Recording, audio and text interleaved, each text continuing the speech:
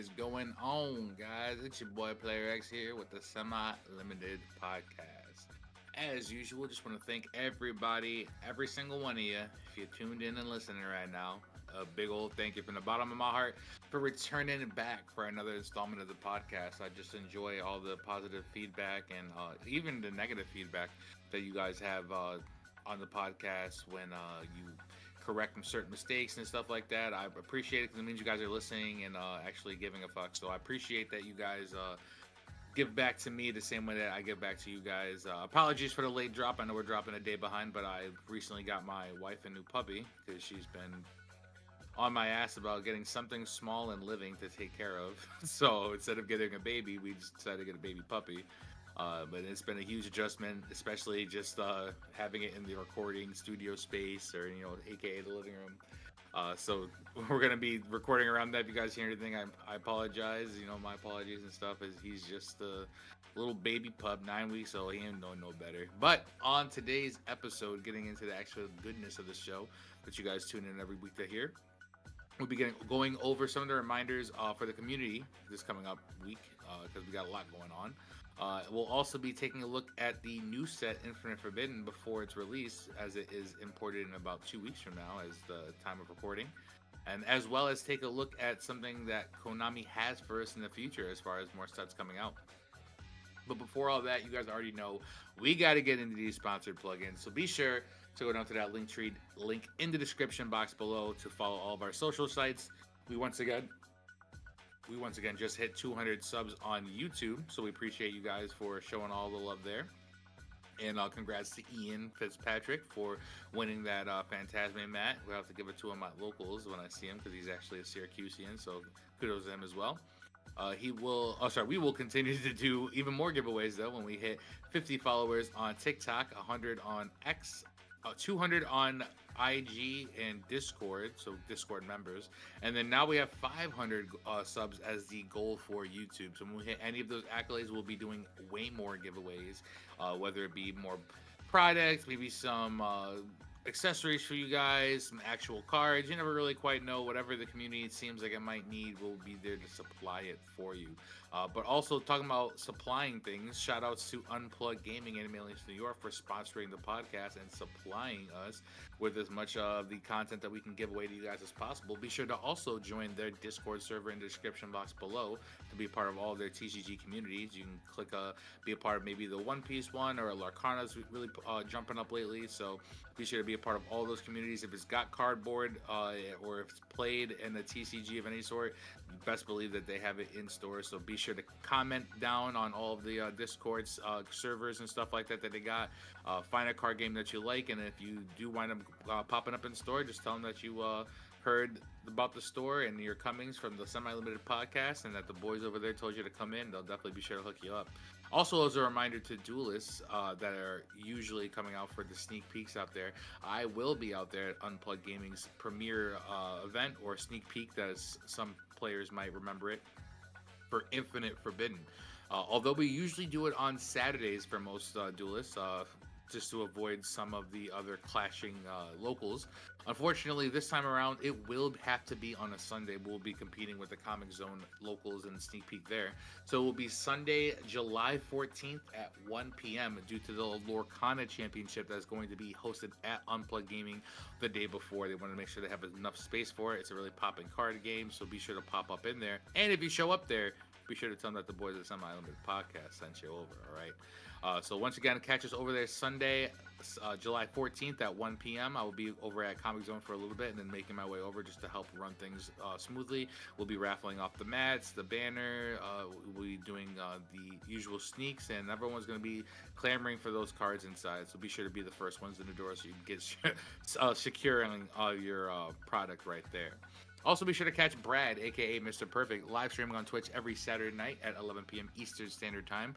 His Twitch will be in the link box down below as well, so you can click on it. Be sure to catch him. He's always deck theorying or crafting. Maybe he's playtesting with himself or some of the guys in his chat, or it doesn't really matter what is going on. He sometimes plays other games. He's always vibing out though, so be sure to go catch him. As we said, every Saturday night on Twitch at 11 p.m. Eastern Standard Time. That is the East Coast of the United States for those who are outside of it. And now, with all that being said, we're just getting into today's episode. I didn't want it to be too crazy long. Got a couple talking points though that I think we needed to at least brief the community about, and then let's see where we go from there. But I wanted to start off where basically we're right in front of us where we're starting to look ahead. It looks like in about 2 weeks we'll be having the release of Infinite Forbidden, and for those that have been living under a rock, it'll be importing the Fiendsmith, the White Forest, and the Millennium cards into the TCG.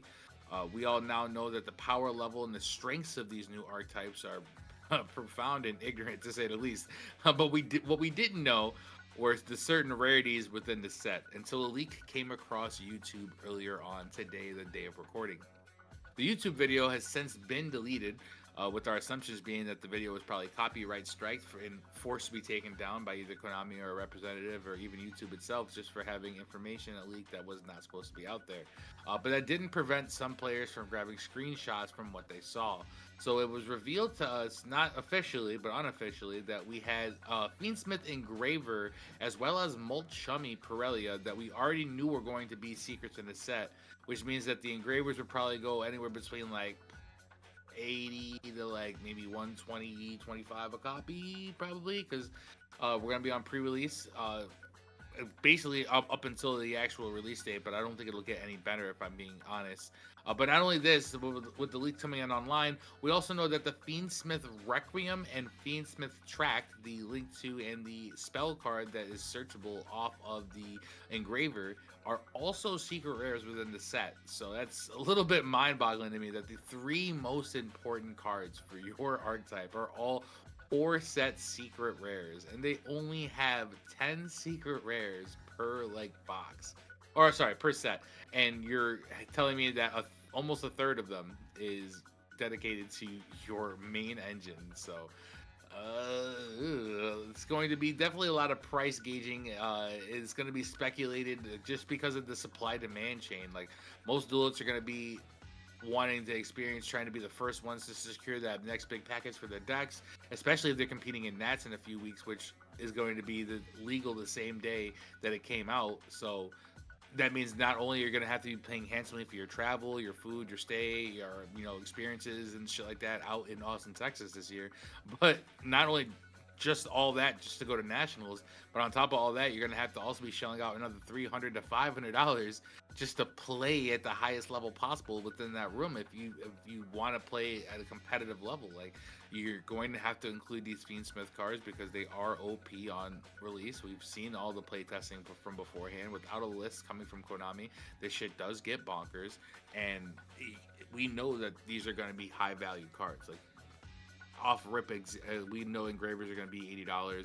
We know the Requiems could probably be sitting anywhere between $45 to $50. Shit, might even touch $70. You never quite know, especially with Nats being on the same day and everyone's kind of scrambling around just to confirm getting. I mean, I know a couple local players right now. Like, a shout out to a couple of them who are trying to contact other local game stores in the area just to try to secure their cases, because they're going to Nats. About 5 to maybe 9 of them are going to Nats, and they need the Fiendsmith package to be able to compete. So in order to acquire that package, they're going to have to get as much as they can here without having to go to nationals on the day of or in the room and try to compete against every other basically contestant trying to get the same cards that they are. So, and I just know it's a pain and a half trying to coordinate things like that. So, my heart goes out to you guys, but, and I hope you guys find what you can, but, shit, this is the way Konami made it. So I think that if we're going to be blaming anybody, it shouldn't be ourselves. It should be the guys up there. Because this whole experience reminds me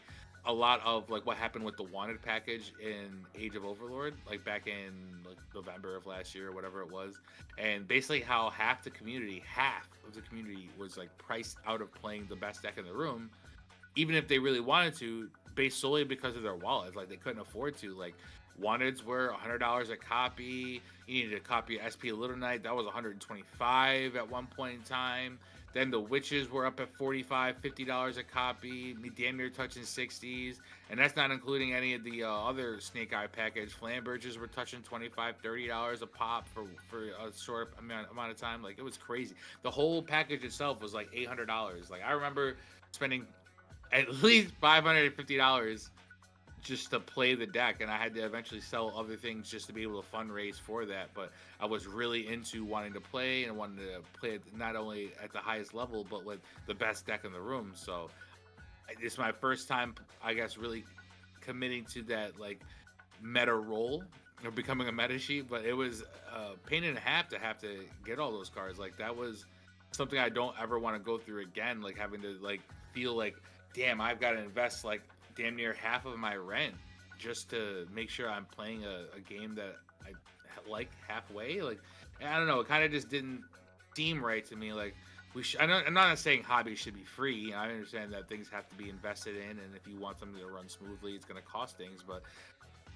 like, this just doesn't seem like the right move from Konami either. Like, they should have released Infinite Forbidden a little sooner, or maybe even after Nationals, but they definitely shouldn't have their most biggest event for North America come on the same day that a major core set with like 2 or 3 like crazy strong archetypes coming out of it in a short amount of time. Like, it's insane for the people to have to go from a sneak peek the week before a Nationals trip to have to, like, imagine the anxiety of like not having your deck ready, like leaving your state or wherever you're from, going to Nats. Like, damn, I better hope I find 2 engravers and a Requiem by tomorrow, because if not, why did I even come, you know? So it just doesn't feel like a good play move. But hey, who am I? I'm not going to be going to Nats this year, unfortunately. So, I mean, I'm not to say I'm not playing in this format, but I'm not rushing and clamoring to get this Fiendsmith package.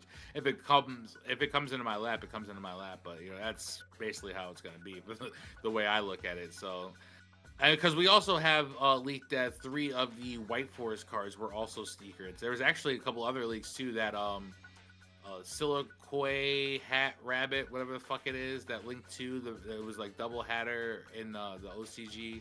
And then we also have Dominus Purge too. Like, they all got the secret rare treatment and info. So best believes that we're looking for potentially one of the most open sets of the year, just because like these cards are going to be super in flux for a while. Like, the White Forest cards are going to be definitely going up and down for a minute, just because I know there's going to be engines for it, because it's not really like a deck by itself. But you definitely run it with the toys, you can run it with Centurion. It's kind of like a perked in package. It's the same way how you were going to run Fiendsmith for like the Link Climb and the Fusion monsters. You would just run the Synchro monsters for the White Forest cards and just kind of splash them into whatever engine you want to. You could probably play them in Virtual World if you really wanted to. I'm not saying that's probably the best, but I'm just saying, hey, if you want to Synchro a lot, these cards help you get there. But speaking of sets, it looks like Konami has told us about 2 future sets that they think that they're going to be releasing to us soon. I shouldn't even say think, they kind of announced that they are. One of these new sets coming is the sequel installment to the Speed Duel series. I think it's calling it Battle City Finals. The ad says as much. Now, it is a lot to read, so kind of bear with me. So it says that this is the sequel to last year's Speed Duels. Streets of Battle City is a must-have for any duelist. Get ready for the duel of a lifetime. Familiar faces and new dangers await Yugi and Joey on their way to the quarterfinals of the Battle City tournament, where they have to be contend against old rivals such as Seto Kaiba and Mai Valentine. But be warned, a dark shadow looms over the tournament, with Yami Bakura and the mysterious Yami Merrick in the running. When any match would turn into a shadow game, be prepared to harness your power with the Egyptian gods. It's always a showdown in the sky over Battle City, and you better be prepared to keep your wits about you. It's time to duel. This Battle City box features pre-built decks from Yami Yugi, Seto Kaiba, Joey Wheeler, Mai Valentine, Yami Bakura, Odin, Shizu Ishtar, Yami Merrick, and more. Brand new skill cards for now, and returning characters for your Egyptian gods and stuff like that. Additional cards to expand your Speed Duel collection, builds new decks, and power up ones that you already own with some of the strongest Speed Duel cards ever released. And then a set of prismatic secret rares, Slifer Dragon, Obelisk the Tormentor, and the Winged Dragon of Ra to use for Yugi, Kaiba, and Merrick's decks. 30 prismatic secret rares will be added to the collection.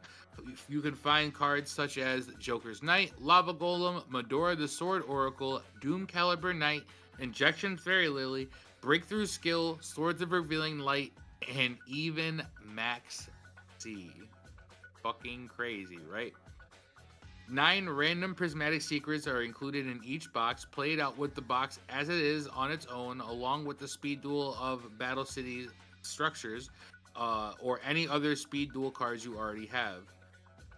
Each Speed Duel Battle City box contains 200 common cards, 20 skill cards, 3 prismatic secret rares, the God cards, and then 9 of 30 random prismatic secret rare cards. 1 2-player deluxe game mat featuring Yugi, Joey, Seto, and Merrick. And I think that's about it. And then to use a card in Speed Duel, obviously you have to have the Speed Duel symbol on it. And yada yada. You can use cards in Speed Duel and TCG, but you can't use TCG cards in Speed Duel. So, you know, that's basically like the stipulation that they have on there. So, this has some big implications for us. And not only is it supposedly the last set of Speed Duel, or Duel Links, as it's saying, because it's basically the last set that they're releasing for this series. It looks like that it's going to be the end of that format. More, or it's at least coming to an end, I would say.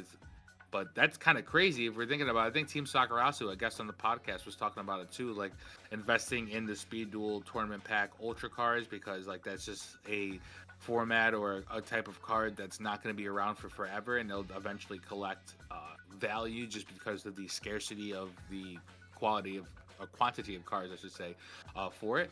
But this is nothing to kind of shake at, because we also have, for some reason, a reprint of Max C coming to us. Could this mean that we're getting Max C brought to us? Is this giving us access to a card hinting at something coming in the future? Maybe that people are telling us about? I don't know. Seeing another Max C, especially to see, not to say I'm not inclined to be attracted to it. Obviously, a secret rare Max C would probably look clean, would be like a decent price point. Obviously, that people need access to the card. Like, we have like $30 fucking comments for this card because people are just so gaga goo goo about it in the OCG, and thinking that it's going to be imported or at least unbanned over in the TCG is crazy. But I don't know. I'm not quite mad at it, to say the least. But tell us your thoughts in the comments down below. Do you think that this is alluring to something? Is this like foreshadowing for maybe a future ban list, or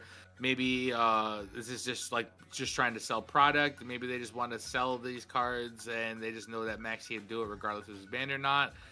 You guys tell us down below, all right? Because there's also one last set announcement that we actually got from the guys upstairs at Konami, and the basis is for maybe Rarity Collection 3, it looks like. We were given this excerpt by Konami, and it reads as followed. The Quarter Century Bonanza, which is the release date anticipated of November 8th, 2024. MSRP will be about $5.99 per pack. Time for everyone to hit the jackpot. Quarter Century Bonanza picks up where Rarity Collection sets left off with a bunch of new twists. Getting ready for a wild ride because we've got a lot to unpack. Here's what's new. Quarter Century Bonanza packs are 5 cards per pack.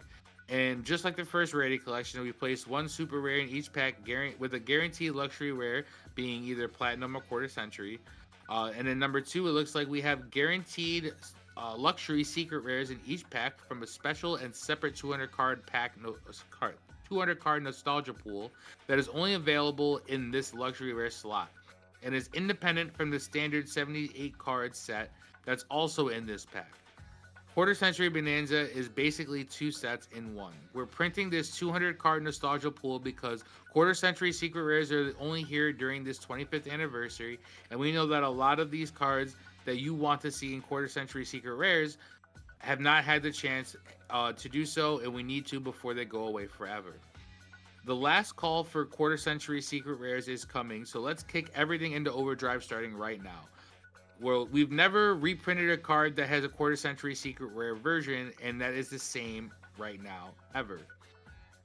and we're not going to start. This has kept some cards which have quarter century secret versions out of products like Rarity Collection in the past, but we're going to get around to it by including these cards in these sets that do not have the quarter century secret versions, like Secret Polymerization, Promethean Princess, Bestower of Flames, and Diablo Sutter Black Witch. So basically, what they're saying is that if it already has a QCR somewhere in the last couple years, they're not getting it in this set, but they will be coming in other alternative rarities. So we're basically getting the reprints for all these cards. Uh, we'll just leave them out of the quarter century secret rare pool. Cards like these are still eventual in quarter century bonanza as secret platinum rares, so the prismatic collectors rares, and then the ultimate rares, like those other side shits. And is there a favorite card you want to see as a QCR before the anniversary period is over? Speak up, let everyone know. There's only a few more wagon train spots left. And that's basically what they're saying. And there's a chart that they included for those who want to read it. You can go check out our Instagram over at semi-limited_podcast. And we'll post it up there, but it's basically just letting you know like how it's going to be 5 cards. It's going to be a secret rare, a super rare, an ultra rare, and a luxury rare. Actually, there's going to be 2 ultra rares, but there's always going to be pulling a luxury secret rare, so you're always going to have a platinum rare or a quarter century secret. Your super rare is always going to be guaranteed, and then in your 2 ultra rare slots, one of them has a 1 in 6 chance to be an ultimate rare or collector's rare. The second one has a 1 in 6 chance to be an ultimate rare or collector's rare, meaning that you can get both of these ultras as the, I would guess, premium rarities that they're talking about. And then there's a secret rare slot that is a 1 in 4 chance to be a platinum or quarter century as well. So you can get a second quarter century in your pack, because one is going to be guaranteed. And then you can also probably get a secret rare. So the drop rate is going to be crazy, to say the least. But I think that a 200 card set is going to be not ridiculous. I shouldn't say it's ridiculous, because I do understand, like I said, that they're cramming this shit in and they want to make sure that they have it. But like, now that we know what won't be in the QCR slots, with like they said, cards like Promethean Princess and Black Witch that already have their QCRs, what could we possibly see, maybe from the older state of the game to the newer state of the game, coming into these QCR slots now? Because they have quite a bit to fill up, and they're not like doing this rarity again, like they said.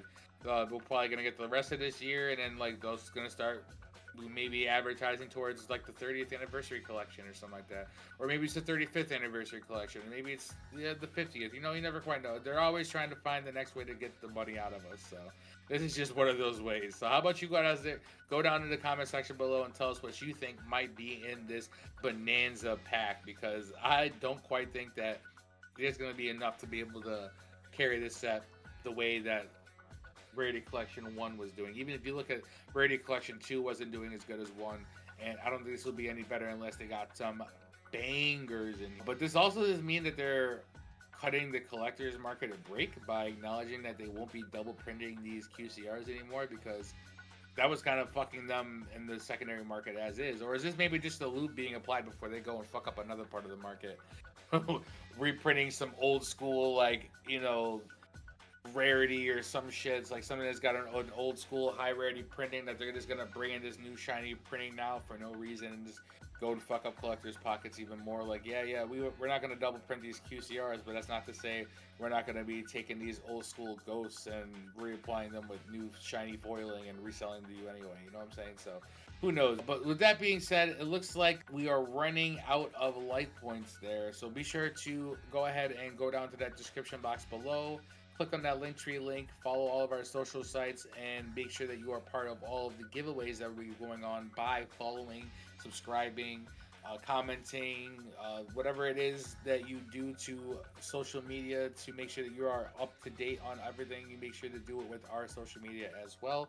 You can also go down to Unplugged Gaming and see their Discord down in the description box below as well to join their TCG communities. As well as if you jump in store, be sure to tell them that the boys over at Semi-Limited Podcast sent you, and they'll be sure to hook you guys up, whether it's a little discount, maybe they'll, you know, nudge you in the right direction, help you get to a card or maybe a game that you might like, you know, taking the time to, you know, set you aside and get the information that you want, whatever it is, they got you covered right there. Also, be sure to catch Brad, aka Mr. Perfect, every Saturday night at 11 p.m. Eastern Standard Time, which is the East Coast of the United States for those who are outside of it. He's usually playtesting, maybe just crafting, theorying up some sauce, some goo, as you guys like to call it, the spicy text and whatnot. So be sure to catch him live streaming every Saturday night. I was just on it last week. We were playtesting. He was playing dumbass fucking Ritual Beast, the RB's deck, whatever the fuck it is. And he was getting mollywopped for the most part. I mean, he won some games. He wasn't say it was one-sided, but he was definitely getting beaten more than he was winning. I'll tell you that. But with that being said, guys, I appreciate you guys turning in and basically checking out the ramblings of a psychotic 32-year-old man rambling about a card game that no one else cares about but us. But I just want to get your opinions on a couple of things. Let us know what you guys think about what might be in these QCR slots for that Bonanza. What do you guys think will be the prices of Engraver and all those Fiendsmith cards on release, especially within on the floor of Nationals that day? It's gonna be insane. I kind of want to see like what the pandemonium is gonna be all about. Be sure to catch us next time. I am Player X, and you've been listening to the Semi Limited Podcast. Thank you and good night.